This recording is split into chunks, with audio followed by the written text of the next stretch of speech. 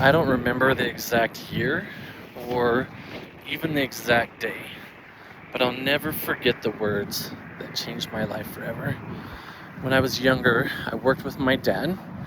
He had a tile business, and one day as we were working on a pretty good job together, he looked up at me, frustrated, and said, "I need you to know what I need before I even know I need it." And I remember looking down at him and thinking, what the hell does that even mean? Like, how am I supposed to know what you need before you know you need it? That didn't make any sense to me. And he said, "Look, we're working on this row of tile. What do we need at the end?" I'm like, "Well, we're going to have to cut some pieces." He's like, "Figure that out." I'm like, "How am I supposed to figure that out? We're not to the end of the row yet." He said, "I'm pretty sure if you think about it, you can figure that out." Next, he said, "What do we need after this row?" And I said, "Well, we're going to have to clean the area behind us, and we're going to have to measure and then chalk new lines."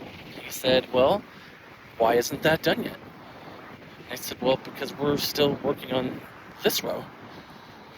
He kind of shook his head a little bit, frustrated, and said, "Well, after that's done, what's next?"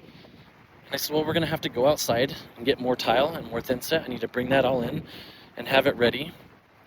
And he said, "Why isn't that done?" And again, I said, "Well, we're still working on this row. I don't understand why you're frustrated." And he said, "That's the problem. You're watching me work. You're not helping me work. You're not engaged." And at first I was super frustrated because I thought I'm a good employee. Anything that my dad asked, whenever he asked for it, then I'm doing it. I'm getting it done. The problem that I realized as I thought about this is that he's right. I wasn't engaged. I wasn't anticipating, and I wasn't fully doing the job that he expected of me. And so from that day forward, I started paying attention. I started anticipating. I started looking for what comes next so that I could be ready with what he needed. Now, the accumulation of this comes on another job a couple months later where we're working on a bathroom tub surround. And he walks in and I have everything ready for him. I have all the tile, I have all the glue that he needs, and I have all the cut pieces. And he says, "What is all this?" He said, "This is everything that you need to do this bathroom.